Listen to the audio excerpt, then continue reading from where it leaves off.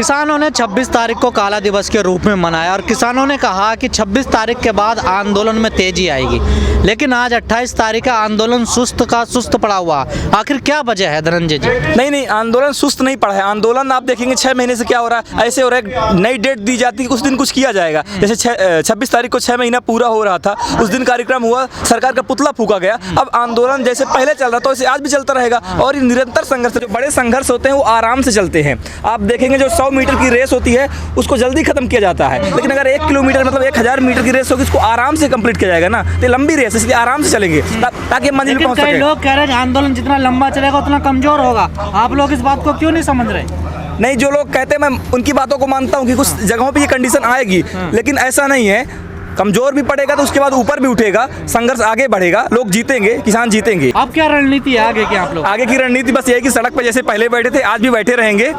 जैसे ही ये महामारी का थोड़ा सा प्रकोप कम होगा, किसान एकता मोर्चा अपनी नई रणनीति बनाएगी। अभी किसान एकता मोर्चा ने प्रधानमंत्री को चिट्ठी लिखा है कि हम बात करना चाहते हैं, आप आओ।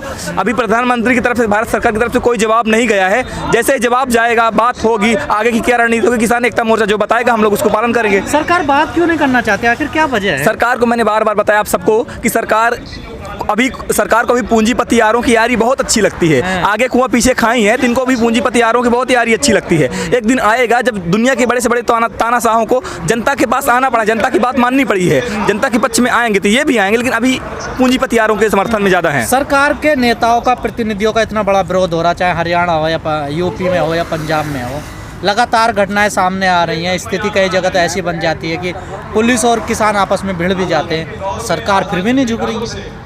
कौन है पीछे? सरकार यही तो चाहती है कि गृह युद्ध हो जाए, पुलिस का और किसानों का, मतलब आपस में किसान लड़ें, दुनिया को तमाशा दिखाया जाए। सरकार को ये समझ में नहीं आ रहा कि दोनों अपने देश के नागरिक हैं, एक वर्दी के लिए लड़ रहा है, दूसरा अपने हक के लिए लड़ रहा है। दोनों एक ही माँ की कोख से जन्म लिए हैं, हमने भी और हमारा भाई भी, लेकिन हमारा भाई सेना में हमारे ऊपर लट्ठे बरसाने के लिए सरकारी फरमान पे आ जाता है। सरकार को समझना चाहिए कि भाई भाई को, माँ मतलब बाप बेटे को, माँ बेटे से पिटवा रही, क्या करा दिया सरकार ने। सरकार को समझना चाहिए कि हमारे देश के नागरिक हैं, उनका सम्मानपूर्वक इज्जत करे, उनकी बात को माने। लेकिन तानाशाही सरकार पूंजीपतियों की गुलाम सरकार है, पूंजीपतियों की यारी में डूबी हुई सरकार है। क्योंकि आप देखेंगे भारत में चुनाव इतने महंगे हैं कि कोई किसान तो चंदा नहीं दे सकता, इतना बड़ा चंदा कौन देगा? पूंजीपति यार देंगे। अब आप बताएंगे 9000 करोड़ का हेलीकॉप्टर लेके कौन घूम रहा है? अब आलीशान महल कौन बनवा रहा है? आलीशान महल जो बन रहा है 15 एकड़ में बन रहा है, जिसमें कि 10 4 मंजिला बड़ी बड़ी इमारतें बनेंगी, ठीक ना? ये क्या हो रहा है? ये भारत, आप देखेंगे इमारत भारत की एक बुनियाद को बता रही कि भारत आने वाला कैसा होगा। जिस तरह आप देखेंगे व्हाइट हाउस है, मतलब प्रेसिडेंशियल रूल, भारत में आने वाले समय में प्रेसिडेंशियल रूल की तरह होगा कि एक ही कार्यालय से सब कुछ चलेगा। जो तमाम कार्यालय ये निष्क्रिय हो जाएंगे, कोई काम नहीं होगा। अभी आप देखेंगे नरेंद्र मोदी के पास 100 कर्मचारी हैं, वो एक दिन में लगभग 300 फाइल निपटाते हैं। मतलब पूरा सत्ता की पूरी ताकत नरेंद्र मोदी के हाथ में है, तो ये सत्ता को केंद्रित करना चाहते हैं। ये इसलिए आंदोलन बहुत लंबा है।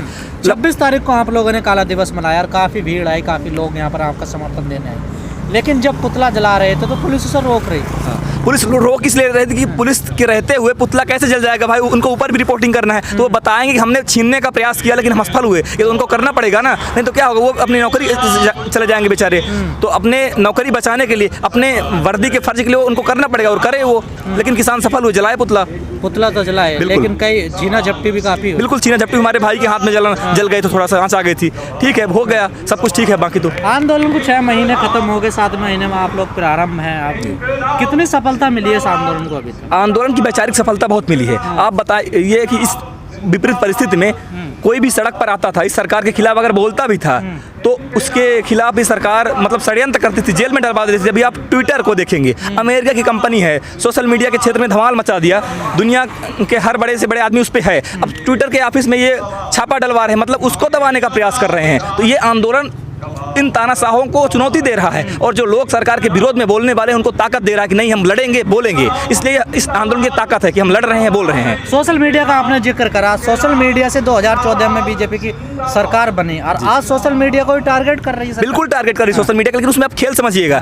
जो इनका RT एक्ट 2021 आया है, तो इनके जो रजत शर्मा है, नेशनल ब्रॉडकास्टिंग एसोसिएशन के अध्यक्ष, उन्होंने चिट्ठी लिखा है कि जो टीवी मीडिया है उसको इस कानून के तहत ना लाया जाए। जो हमारा वीडियो यूट्यूब पे जाता है उसको इस कानून के तहत ना लाया जाए, क्योंकि अगर ऐसा लाया जाएगा तो जो 2000 का जो टीवी कानून है उसका वॉयलेशन होगा। मतलब ये जो गोदी दरबारी सरकारी मीडिया है, इन पे कोई कानून नहीं लगेगा। ये कानून आप लोगों पे लगेगा जो आप लोग सच दिखाने का प्रयास कर रहे हैं। इसमें भी 1000 खेल होंगे, लेकिन ये आंदोलन इन तानाशाहों को चुनौती दे रहा है कि हम हर परिस्थिति में लड़ेंगे। आज आप सब इस देश की सच्चाई दिखा रहे हैं, कल हम आपके साथ होंगे कि भाई अगर आप सच्चाई नहीं दिखाते तो आंदोलन इतना बड़ा कैसे खड़ा हो पाता। आप लोगों ने इस आंदोलन को खड़ा किया है, इसलिए हम आप सबके लिए लड़ेंगे, क्योंकि हमारी आवाज़ आप लोग हैं। आवाज़ को छीना जा रहा है, हमारी आज़ादी को ख़त्म किया जा रहा है। हम सब आज़ादी के लिए लड़ेंगे, इन तानाशाहों को भगाएंगे। क्या किसान आंदोलन में अब नई रणनीति बनाई जा रही है? बिल्कुल रणनीति बनाई जा रही है। किसान एकता मोर्चा, मैंने कल BBC में देखा है राज्यपाल जी का इंटरव्यू, उन्होंने बोला कि ये जैसे कि 6 महीने की तैयारी थी, हमारी 6 महीना पूरा हो गया है, अभी हमारे सुचारू रूप से व्यवस्था चल रही है, आगे की रणनीति बनाई जाएगी। बस चिट्ठी लिख दी गई, सरकार का जैसा जवाब आएगा उसके बाद आगे कार्रवाई होगी। क्या होता है? गुरुनाम सिंह चरुंडी जो है एक बड़े नेता हैं किसानों के, वो कह रहे हैं कि यूपी के जो किसान हैं वो क्या कर रहे हैं, आंदोलन तेज क्यों नहीं कर रहे, क्या कहना चाहते हैं? बिल्कुल चटूनी साहब जिस प्रकार का बयान दिए बिल्कुल सही दिए। हरियाणा में आप देखेंगे क्या हो रहा है, वहाँ तो धमाल मचा दी। वहाँ पे खट्टर की घर से निकलना मुश्किल है, कोई भी सरकारी अधिकारी कर्मचारी या फिर नेता मंत्री कुछ भी नहीं कर पा रहा है। उत्तर प्रदेश में या किसी अन्य राज्यों में नहीं है, ये वहाँ की स्थिति पर डिपेंड करता है। वहाँ के किसान उस हिसाब से जागरूक भी नहीं है, उस हिसाब से संपन्न भी नहीं है कि आर पार की लड़ाई लड़े। हरियाणा पंजाब ये क्रांतिकारियों की धरती है, हरदम आर पार की लड़ाई के मूड में रही। इनका इतिहास यही है कि हरदम जंग के मैदान में ये आए हैं और बढ़ चढ़ के मुकाबला के कभी पीछे नहीं हटे। तो उनका क्रांतिकारी इतिहास इसलिए वो लोग इतना स्पीड से आते हैं और क्रांति करते हैं, संघर्ष करते हैं। और जगह के किसानों के अंदर ये क्षमता नहीं है जिस हिसाब से वहाँ के किसानों में क्षमता है, होनी चाहिए। 2-3 दिन से देखा जा रहा है मीडिया भी किसानों को टारगेट कर रही है, बिल्कुल देखा होगा। बिल्कुल 26 तारीख को टिकैत साहब ने कहा था कि इनको 4 दिन का मसाला मिल गया है। आप दिखाओ हमारे खिलाफ कि हम लोग मतलब इस महामारी के रूलों को पालन नहीं कर रहे हैं, लेकिन आप ये क्यों नहीं दिखाते? अभी टारगेट किया जा रहा है कि जहाँ पे किसान आंदोलन फैला है वहाँ पे इतने लोग मर रहे हैं इस महामारी के कारण से, लेकिन ये नहीं दिखाया जाएगा कि उत्तर प्रदेश की पंचायत चुनाव में 2000 से ज़्यादा कर्मचारी मरे, 700 से ज़्यादा शिक्षक मरे, उसमें से बेसिक शिक्षा विभाग ने बोला कि 3 आदमी मात्र मरे, ठीक ना। और वही बेसिक शिक्षा मंत्री ने अपने भाई को EWS कोटे से क्या बोल दिया, उसको असिस्टेंट प्रोफेसर बनवा दिया। तो ये देखिएगा खेल। तो लड़ाई हमारी हर मोर्चे पर है, हमें हर क्षेत्र में लड़ना है। आपने उत्तर प्रदेश का जिक्र करा, कई दिन से खबरें बड़ी सुर्खियों में हैं कि उत्तर प्रदेश में जो छवि खराब हुई है प्रधानमंत्री जी को लेकर, उस छवि को सुधारने के लिए कई बड़े बदलाव किए जा सकते हैं। यहाँ तक भी कहा जा रहा है कि मुख्यमंत्री भी चेंज किया जा सकते हैं। बिल्कुल बिल्कुल, मैंने भी कल खबर देखा है कल से कि आनंदीबेन पटेल गवर्नर साहिबा लखनऊ पहुंच चुके हैं, योगी की मुलाकात भी उनसे हुई है। मतलब उथल पुथल मचा हुआ है क्या होने वाला है, क्योंकि RSS के साथ BJP की बैठक हुई है आला कमान की कि कैसे इस डैमेज कंट्रोल किया जाए। अब देखते हैं क्या होता है, क्योंकि इनकी हालत इस आंदोलन ने खराब किया है। अगर आप सही से बताइए कि आपसे 6 महीने पहले क्या आपको लगता था इनको कैसे रोक पाएंगे?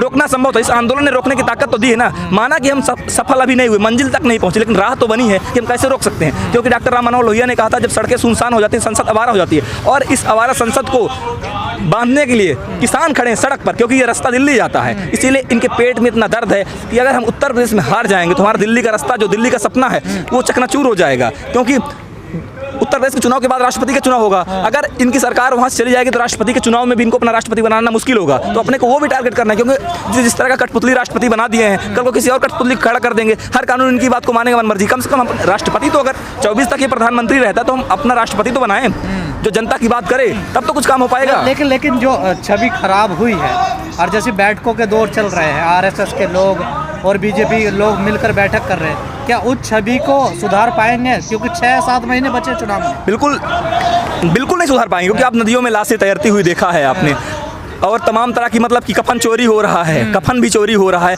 शर्म आती है ऐसी सरकार पर जो सरकार बोलती है कि यहाँ पर किसी भी चीज़ की कमी नहीं, वहाँ पे कफन बेचा जा रहा है, चोरी की जा रही है, लोग सड़कों पे मर रहे हैं, लोग अपनी पार्थिव शरीर ले जाने के लिए उनको एम्बुलेंस ऐसे सुविधा नहीं मिल रही, गाड़ी नहीं मिल रही, साइकिल से ले जा रहे हैं, कंधे पे लेके जा रहे हैं। तो ये जो इनकी असलियत सामने आई है ना, जिस प्रकार से उत्तर प्रदेश में दंगा का माहौल बनाया, आदिवासियों को सोनभद्र में किस तरह से उनको दौड़ा के मारा, ये तमाम घटनाएं लोगों के मन में, दिलों और दिमाग में जीवित हैं। इन्होंने इनके भय और आतंक को देखा है, बिल्कुल बर्दाश्त नहीं करेंगे। ऐसे भी कयास लगाए जा रहे हैं कि केशव प्रसाद मौर्य को जैसे पहले उनके नाम पे चुनाव लड़ा गया था और फिर अध्यक्ष बनाने की कोशिश की जा रही है कि 2022 का चुनाव भी शायद उनके नाम पे लड़ा जाए। मैं कहता हूँ केशव प्रसाद मौर्य जी के साथ अगर ऐसा होता है तो मौर्य जी आप बिल्कुल कब तक यूज होते रहोगे, हैं? कब तक यूज होते रहोगे? कभी कभार तो मैं आपको देखता हूँ कि आप ज्योतिबा फूले की बात करते हो, सावित्रीबाई फूले की बात करते हो। अपना जमीर को जगाओ ना कि आप हो कौन और कहाँ से आए हो। अपना जो आपका पृष्ठभूमि है उसकी, अपनी जमीर की बात को सुनो और इनको नकारो। आपको बार बार यूज कर लेते हैं। पूरा देश जानता था कि उत्तर प्रदेश का मुख्यमंत्री कौन बनेगा, केशव प्रसाद मौर्य बनेंगे, और आपको बाद में डिप्टी CM बना दिया। और एक वीडियो में, फोटो में भी है कि दोनों मुख्यमंत्री और उप मुख्यमंत्री बढ़िया मखमली कुर्सी में बैठे थे, आपको स्टूल में बैठाया गया था। तो तब तक इस तरह अपमान सा होगे। इन नकारो लोगों को, ये जो आपके लोगों को शोषण कर रहे हैं, इनको नकारो और अपनी एक बुनियाद बनाओ, अपने रास्ते पर चलो, अपने सिद्धांत पर चलो।